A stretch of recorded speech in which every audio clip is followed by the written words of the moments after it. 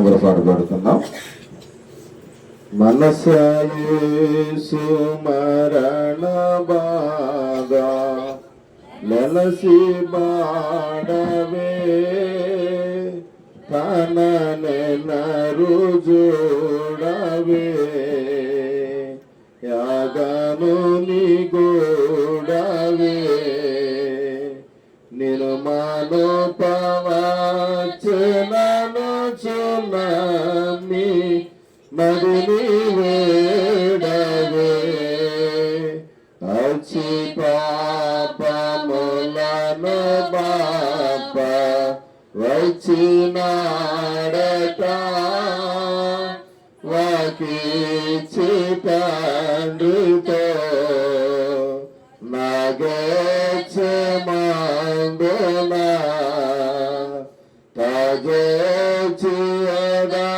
తగేచియదనచి బాధ హిచుగనెనట ముళ్ళతోనో మల్లికభూతలో బెట్టిరెల్లకరతో నా కల్ల జనములో రాజీవ మనసుగట్టునవి గొల్లబెట్టురా మరణమైన ప్రభుని చూచి ధరణి వణికెనా బౌగిరులు బగిలెనా గోడు కరయు జీలెనా దేవకరుడ చీకటాయు మృతులు తిరిగి లేచిరే ఎంత జాలి ఎంత ప్రేమ ఎంత శాంతమా నీ అంత కరుణను నిజంత చేయగా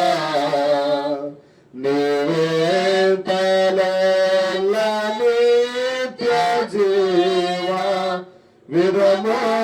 విరమలాయనా మనసయేసు మరణ బాధ లలసి బాడవే తనను చూడవే ఆగమని గోడవే నిన్ను మను పవచనను చునమి మదిని వేడవే తండ్రి యొక్కయు కుమారుని యొక్కయు పరిశుద్ధాత్మ యొక్కయు నామమున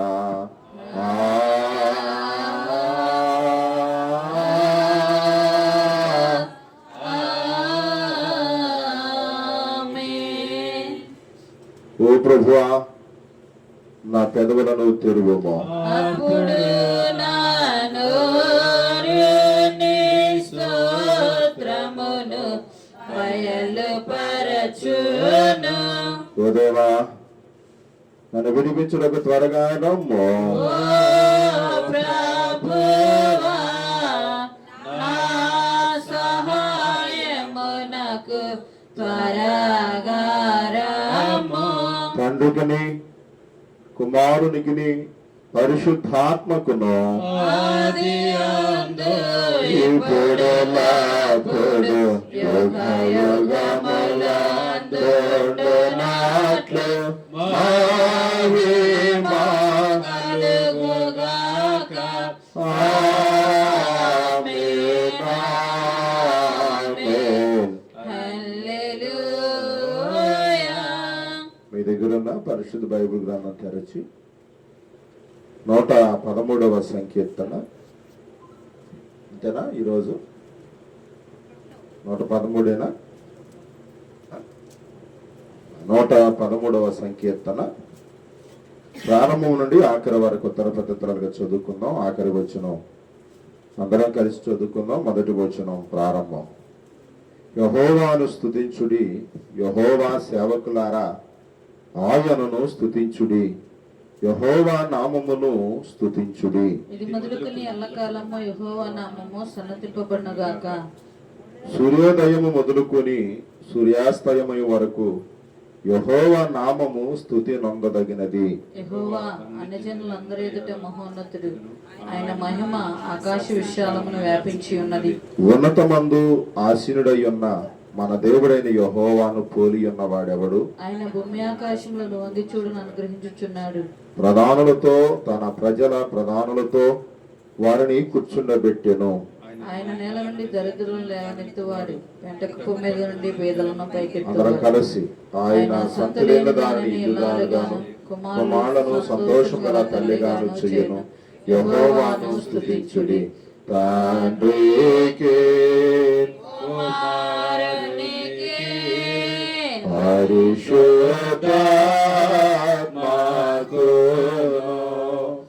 ఆదియందు ఇప్పుడు ఎల్లప్పుడూ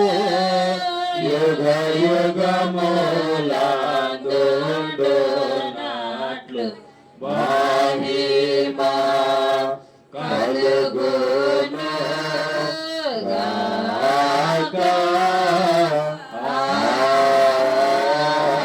ఆమేన్. మీ దగ్గర ఉన్న దైవ గ్రంథం తెరిచి, బైబిల్ గ్రంథం తెరిచి ఈ రోజు కొరకు ఏర్పాటు చేయబడిన దైవ లేఖన భాగాలుగా ఎజ్రా గ్రంథము పేజీ నెంబర్ 399, ఎజ్రా గ్రంథము 10వ అధ్యాయము మొదటి 5 వచనాలు ఒకరు చదివి వినిపించవలసిందిగా ప్రేమతో మనవి చేస్తూ ఉన్నారు.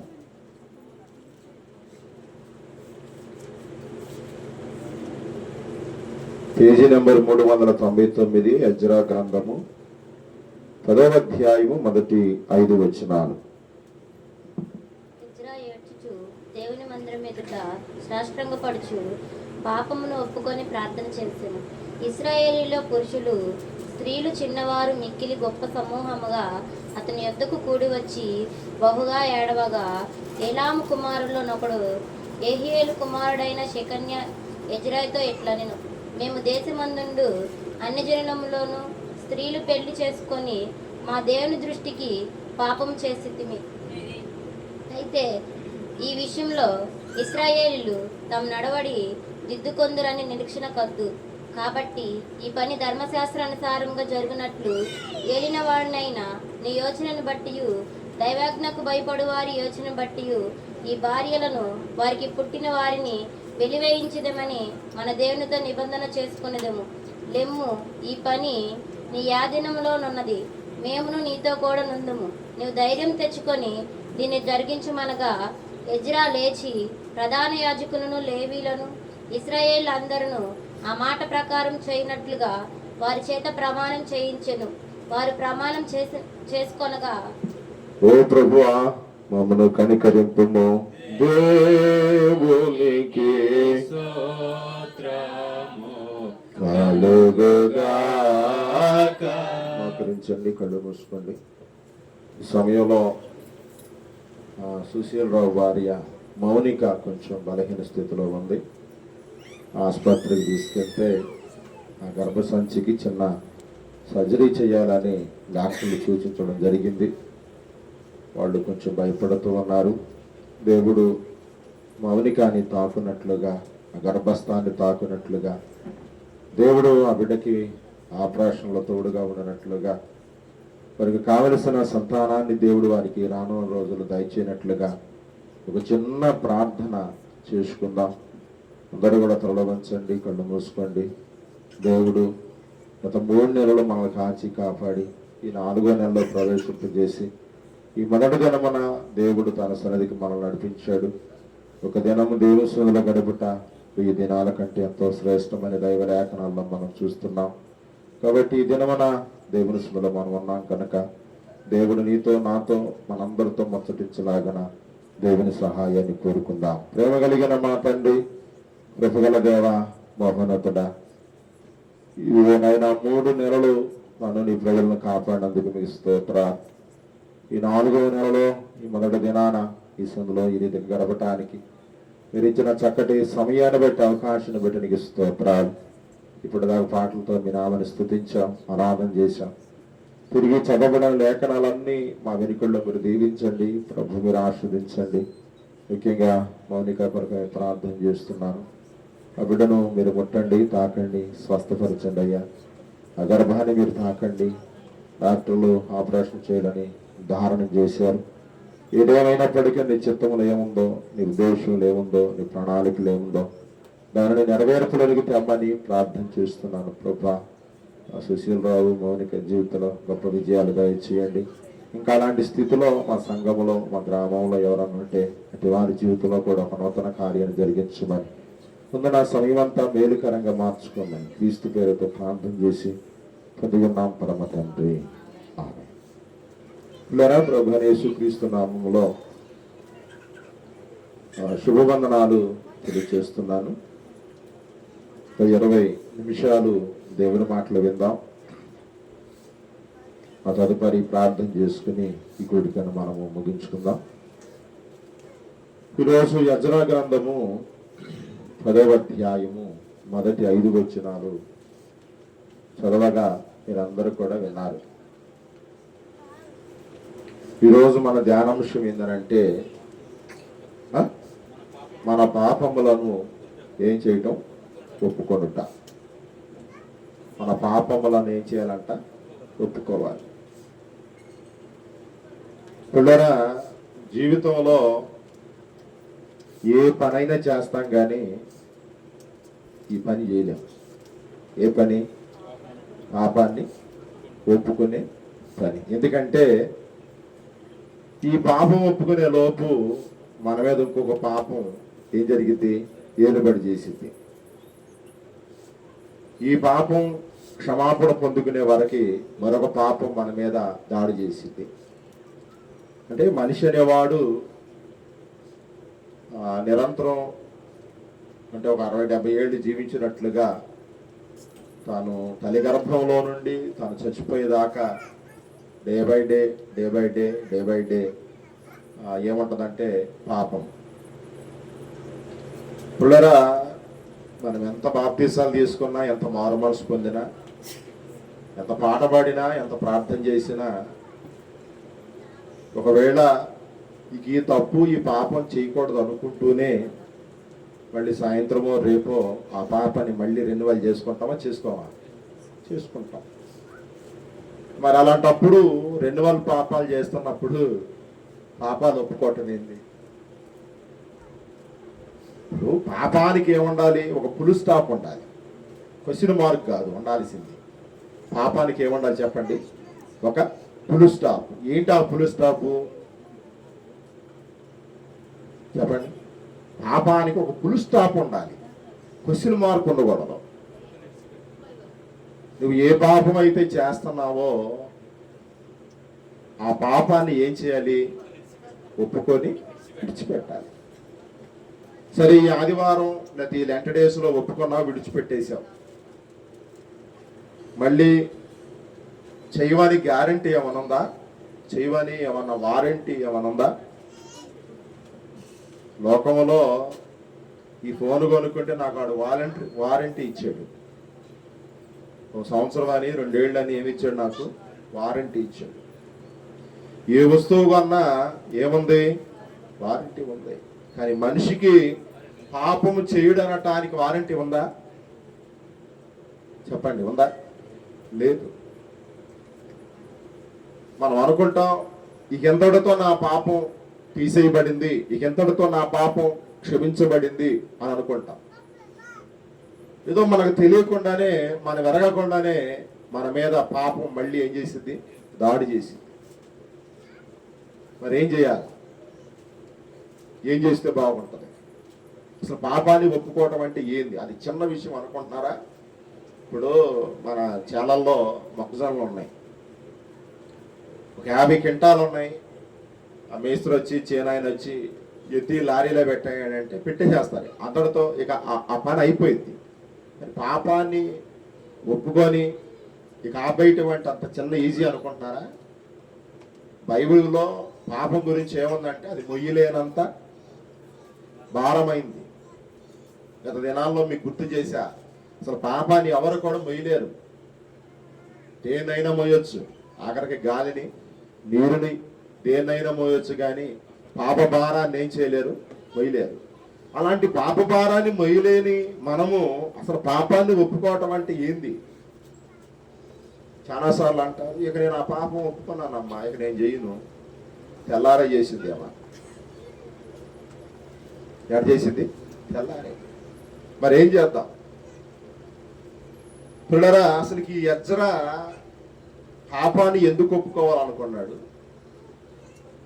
పాపాన్ని ఒప్పుకోవడానికి గల కారణాలు ఏంటో ఒక 2-3 విషయాలు గుర్తు చేసి ఈరోజు ఈ వర్తమానం ముగిస్తాను జాగ్రత్తగానే.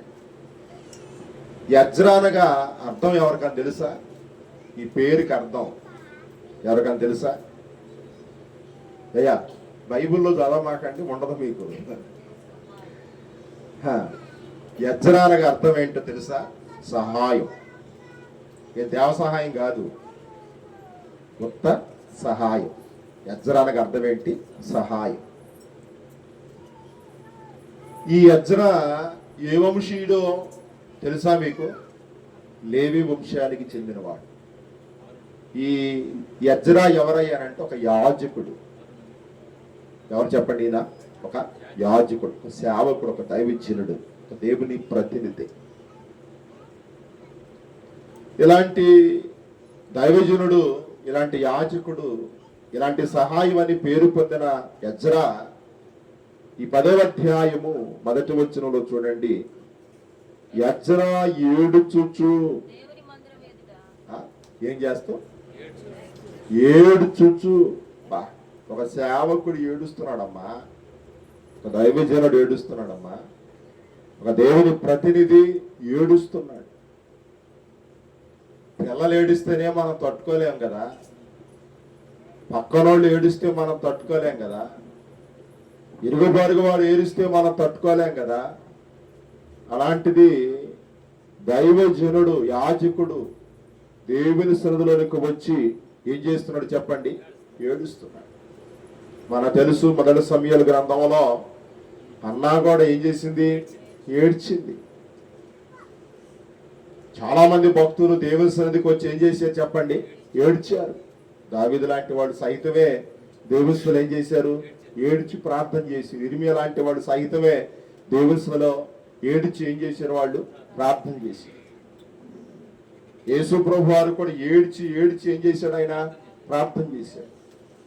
ఈ శిలువ ధ్యానాల్లో ఏడుపు అనేటువంటిది, కన్నీరు అనేటువంటిది చాలా ప్రాముఖ్యమైనది. ప్రార్థనకు వచ్చి వెళ్ళిపోవద్దు. ప్రార్థనకు వచ్చిన నీవు, నేను ప్రారంభంలోనే చెప్పాను, కొన్ని కన్నీళ్లు దేవుని సన్నిధిలో ఏం చేయబడాలి? కార్చబడాలి. నీవు చేసిన ఆ ప్రార్థన ఏదైతే ఉందో, నువ్వు కార్చిన ఆ కన్నీరు ఏదైతే ఉందో నువ్వు మర్చిపోతావు. కానీ దేవుడు ఎప్పటికి కూడా ఏం కాడు చెప్పండి? మర్చిపోడు.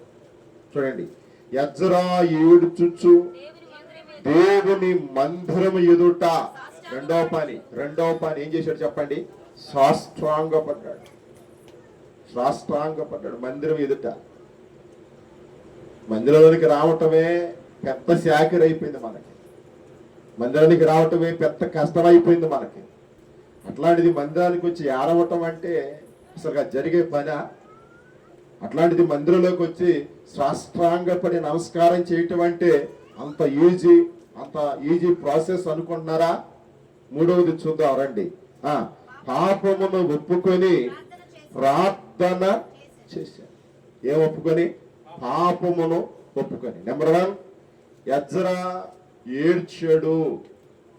Number 2, Ezra సాష్టాంగపడ్డాడు.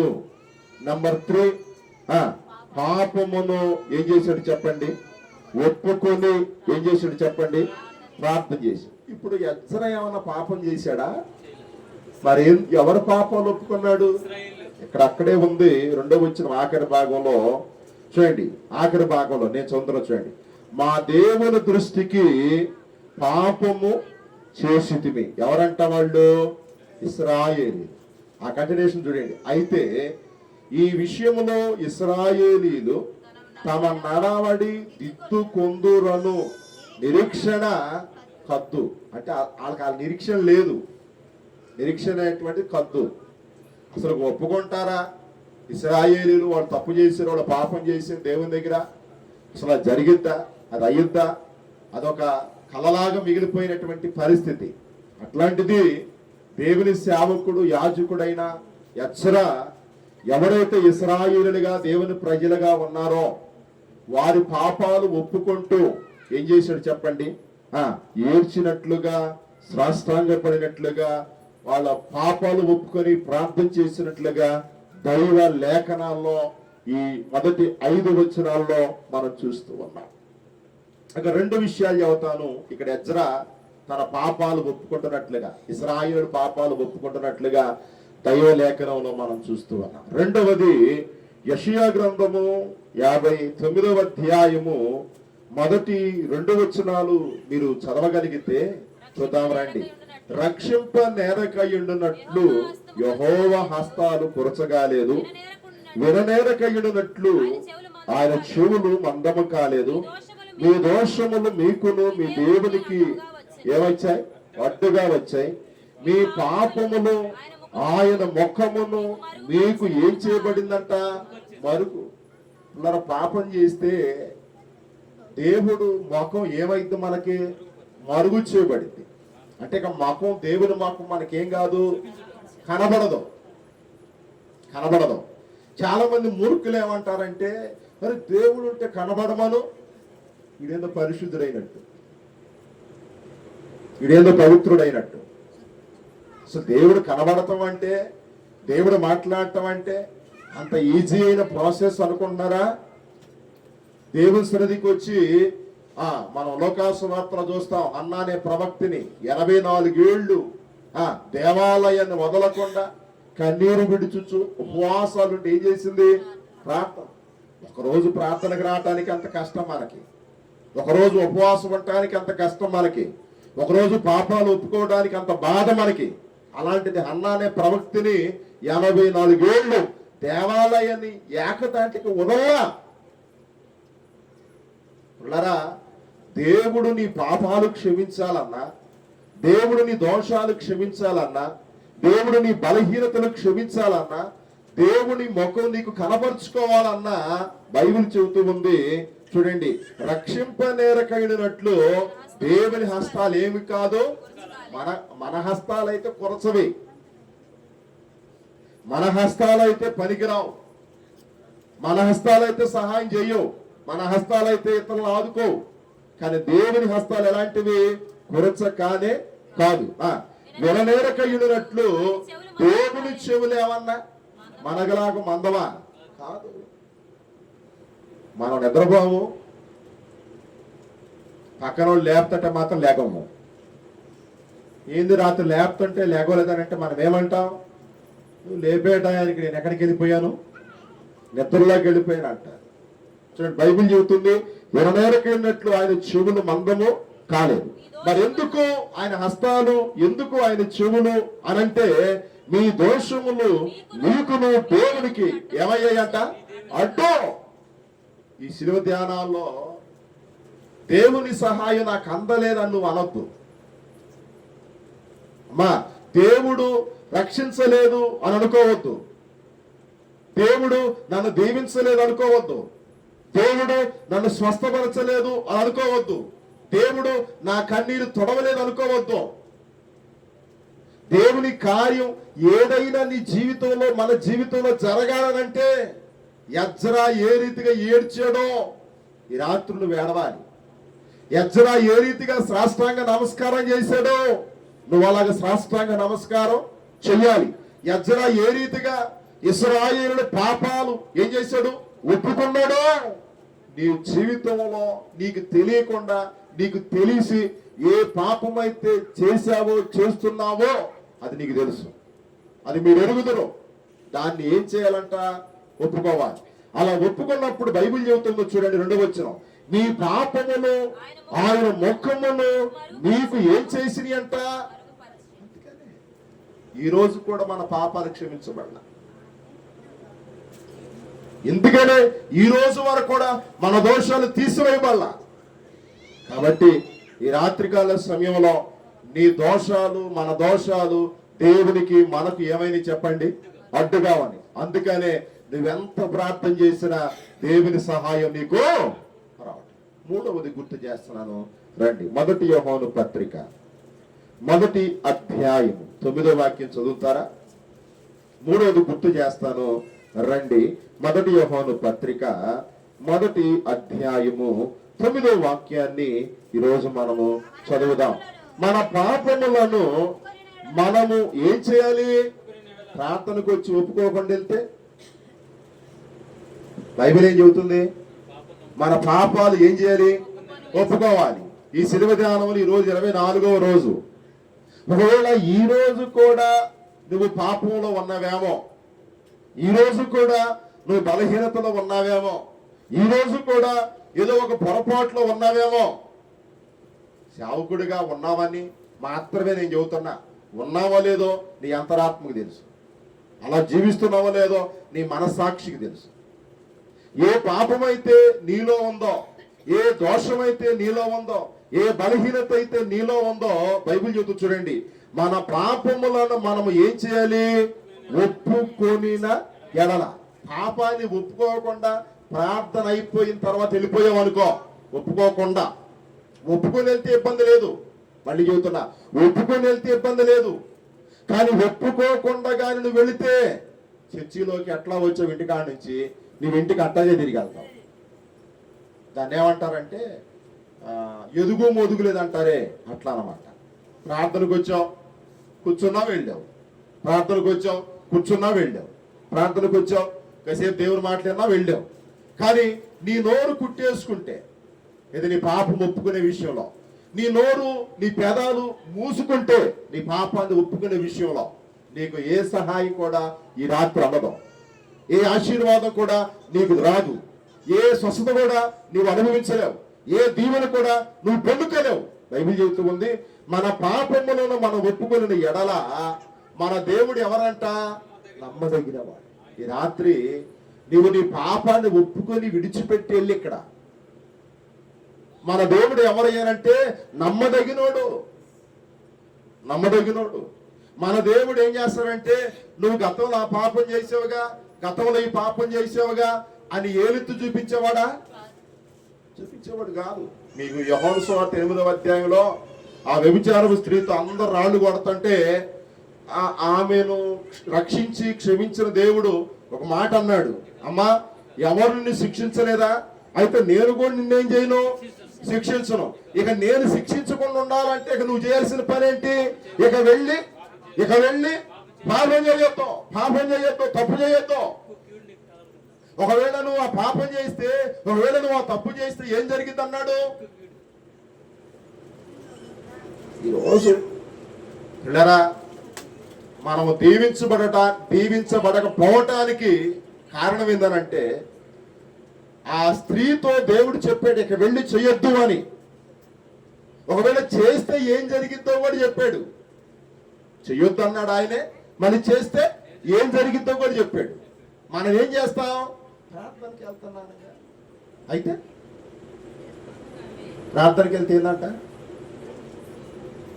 ప్రార్థనకి వెళ్తాం గొప్పతనం కాదు. ప్రార్థనకు రావటం గొప్పతనం కాదు. పాటలు పాడటం, దేవుని స్తుతించడం గొప్పతనం కాదు. ఇక నువ్వు ఆ స్త్రీతో చెప్పాడు దేవుడు, ఇక వెళ్ళి నువ్వేం చేయొద్దు? పాపము చేయొద్దు అన్నట్లుగా. ఈ శిలువ ధ్యానాలు ఎందుకనంటే, గత సంవత్సరంలో ఏ పాపమైతే నువ్వు చేసి దేవుని దుఃఖపెట్టావో, ఏ పొరపాటు అయితే చేసి దేవుణ్ణి బాధ పెట్టావో, ఏ అవిధేయత చేసి దేవుని గాయాలు మరలా రేపావో, ఈ 25వ సంవత్సరం ఈ శిలువ ధ్యానాల్లో ఈ 24వ రోజు ఒక సేవకుడిగా నీకు గుర్తు చేస్తున్నాను, ఇక నువ్వు ఆ పాపాన్ని విడిచిపెట్టావు. ఆమెను చెప్పుకోవాలా? ఏం చేయాలి చెప్పండి? మీరు ఆమెను చెప్పుకోరు అంటే దాని అర్థం ఏంటి? మీకు ఇష్టం లేదనే అర్థం. ఏమి ఇష్టం లేదు? పాపాన్ని ఒప్పుకోవటం మీకేమి లేదు, ఇష్టం లేదన. ఇష్టం లేకపోతే నేను చేయగలిగేది ఏమి లేదు. ఏ దేవుడు కూడా ఏం చేయగలిగేది ఏమి లేదు. ఏ మానవుడు కూడా ఏం చేయగలిగేది ఏమి లేదు. ఏ వ్యక్తి కూడా చేయగలిగేది ఏమి లేదు. ఇక మనకున్న ఒకే ఒక్క మార్గం పాతాళం. మనకున్న ఒకే ఒక్క మార్గం అగ్నిగుండం. బైబిల్ చెబుతుంది అగ్ని ఆరదు, పురుగు చావదు. ఎక్కడ? పాతాళం. అక్కడికి వెళ్ళి ఆ ధనవంతుడు ఏం పడ్డాడు? వేదన పడ్డాడు. అందుకే అబ్రహాముని కేకలు పెట్టి పిలిచాడు. ఏమని? తండ్రి అయిన అబ్రహామా, లాజరును పంపు, వచ్చేటప్పుడు ఏం ముంచుకురామను? ఒక చొక్క నీళ్లు ముంచుకురామనంటే వెంటనే అబ్రహాం చెప్పిన మాట ఏంది? ఒరే పిచ్చోడా, మేము ఎక్కడికి వచ్చింది ఎందుకు అనుకుంటున్నావు? అక్కడోళ్ళు ఇక్కడికి, ఇక్కడోళ్ళు అక్కడికి వెళ్ళటానికి కుదరదనే కదరా దేవుని నమ్ముకోమని చెప్పింది. మీకు పాస్టర్ గారిని పంపించింది, ముఖ్యంగా సమీర్ పాస్టర్ గారిని పంపించింది. ఏ పాస్టర్ గారిని? సమీర్ పాస్టర్ గారు. సమీర్ పాస్టర్ గారు వచ్చింది దేనికో తెలుసా? మీ పాపాన్ని ఏం చేయటానికి? ఒప్పింపజేయటానికి. మీరు ఒప్పుకున్నప్పుడు బైబిల్ ఏం చెబుతుంది? ఆయన నమ్మదగిన వాడు. చూడండి 9వ వచనం, ఆయన నమ్మదగిన వాడును నీతిమంతుడును గనక ఆయన మన పాపములను క్షమించి ఏ దుర్నీతి అయితే మన మీద ఉందో ఆ దుర్నీతిని అంతటిని కూడా తీసివేసి ఈ రాత్రి నిన్ను నన్ను ఏ పాపము లేకుండా, ఏ శాపము లేకుండా, ఏ మలనం లేకుండా, ఏ మచ్చ లేకుండా, ఏ భాగం లేకుండా పవిత్రురాలుగా చేసి పంపిస్తాడు. ఏం చేసి పంపిస్తాడు చెప్పండి?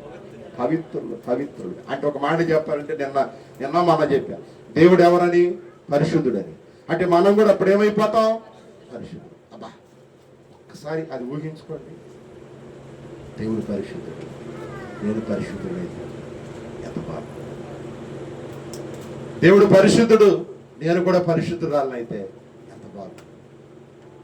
నువ్వు పరిశుద్ధుడు అయితే, నువ్వు పరిశుద్ధురాలవైతే దేవుడు నిన్ను బట్టి నన్ను బట్టి ఒక మాట అంటాడు, వాళ్ళ నమ్మకమైన. ఈ సేవ ఎందుకంటే అందుకేనమ్మా, ఈ ప్రార్థన ఎందుకంటే అందుకేనమ్మా, ఈ కష్టాలు ఈ శ్రమలు ఎందుకో తెలుసు అందుకే. దేనికి? రేపు పరలోకంలో వాళ్ళ నమ్మకమైన చెడ్డదాసుడా మంచి దాసుడా ఆ పేరు కోసం. ఇక్కడ మన పేర్లన్నీ చెప్పేవాళ్ళు పలికేవాళ్ళు అరే అని చెబుతా ఉంటారు. కానీ దేవుడు మనల్ని అరే అని ఎట్లా అంటాడా? ఆయన అనే పేర్లు ఏందో తెలుసా? నా కుమార్తె, నా కుమారుడా అని అంటాడు.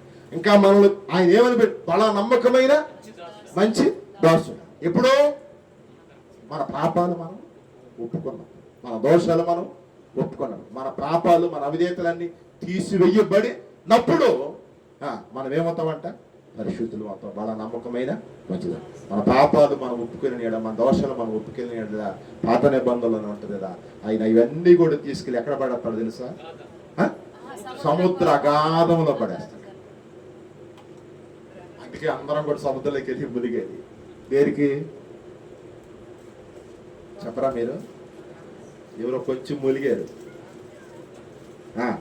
చెప్పండి. దేనికి మనం వెళ్ళి సముద్రంలో మునిగేది? దేనికి?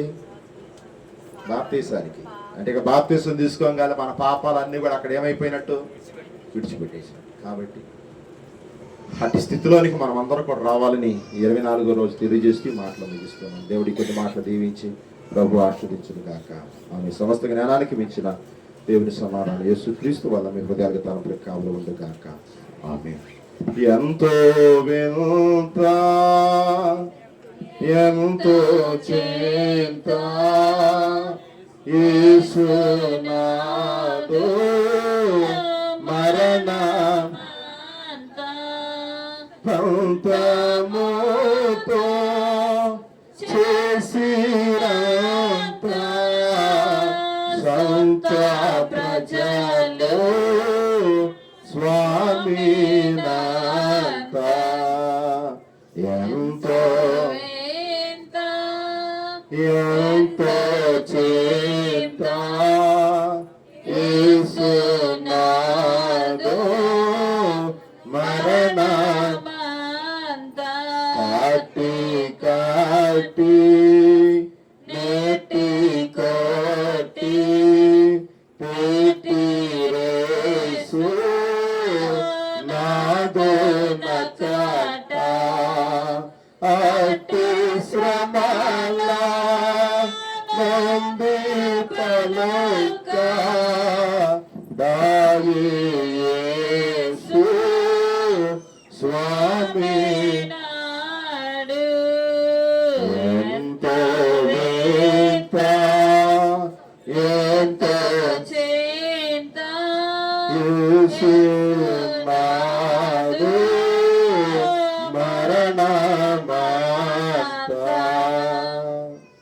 కలిగిన మా తండ్రి, శుభగల దేవ, మహోన్నతుడా, మీకు స్తోత్రాలు. ఈరోజు యెజ్రా గ్రంథంలో నుండి మొదటి 5 వచనాల నుండి కొన్ని విషయాలు, కొన్ని సంగతులు మేము ధ్యానం చేశాం. యెజ్రా ఏ రీతిగా తన పాపమును ఒప్పుకున్నాడో, తన ప్రజల పాపాలు ఒప్పుకున్నాడో, ఈనాటి 24వ రోజు ఈ సిలువ ధ్యానంలో మా పాపాలు మేము ఒప్పుకునేవారిగా, మా పాపాలు మేము విడిచిపెట్టేవారిగా, మా పాపం జోలికి మేము వెళ్ళేవారంగా కాక, బడా నమ్మకమైన మంచి దాసుడా, దాసురాలు అనిపించుకునేవారిగా, ఏ పాపములో ఉన్నామో ఏడ్చి ప్రార్థించి ఆ పాపమును ఒప్పుకునేవారిగా, ఏ పాపములో ఉన్నామో శాస్త్రాంగపడి నమస్కారం చేసి ఆ పాపాన్ని విడిచిపెట్టేవారిగా ఈ రాత్రి నీ ప్రజలను నన్ను సిద్ధపరచమని ప్రార్థన చేస్తున్నాం. ఈ ఏప్రిల్ మాసంలో ప్రవేశింపజేశావు, పగలంతా కాపాడావు. ఈ మాసం అంతా మా చేయబట్టుకోండి అయ్యా, మమ్మల్ని పట్టుకోండి అయ్యా, కొదువ లేకుండా, కొలత లేకుండా, లోటు లేకుండా చేయమని ప్రార్థన చేస్తున్నాం. బలహీనులందరూ దయ చూపించండి, కరుణను చూపించండి, కటాక్షాన్ని చూపించండి. ఇప్పుడే నీ ప్రజలను ఆదరించండి, ఆస్వాదించండి. పగలంతా కష్టపడి పని చేసుకున్నారు, వారి పనుల్లో ప్రయాణంలో తోడుగా, నీడగా, అండగా, కొండగా, ఆధారముగా ఉన్నందుకు మీకు స్తోత్రాలు. ఈ రాత్రి వేళ మీ విశ్రాంతులు గడుతుండగా తోడుగా ఉండి మహిమ మీరు పొందుకోమని, రేపటి కొరకు శుద్ధపరచమని యేసునామములో ప్రార్థించి పొందుతున్నాం పరమ తండ్రి. లోకమందున మా తండ్రి, నీ నామం పరిశుద్ధపరచమని గాక, నీ రాజ్యం వచ్చుగాక, నిజం ప్రలోకమందు నెరవేరినట్టు మన ఆహారనేడు మాకు దయచేయండి. మళ్ళీ అపరాధములు చేసిన వారిని క్షమించిన ప్రకారం మా అపరాధాలు క్షమించి, శుభలపై దృష్టిని తప్పించి, రాజ్యము, శక్తి, మహిమ ఆమేన్. తండ్రి, కుమార, పరిశుద్ధాత్మ త్రియేక దేవుని దీవెన ఈనాటి సిలువ ధ్యానానికి వచ్చిన మీకు, మీ కుటుంబాలకు సదా తోడే నడిపించి కాపాడుగాక. తండ్రికి, సుతునికి, పరిశుద్ధాత్మకును కలుగుగా మహిమా తరగాక సదాకాలం యుగయుగములకును కలుగునా. మీ అందరికి వందనాలు. రేపు సాయంత్రం కలుసుకుందాం. అంతవరకు దేవుని మహాకృప తోడైంది కాక. God bless you.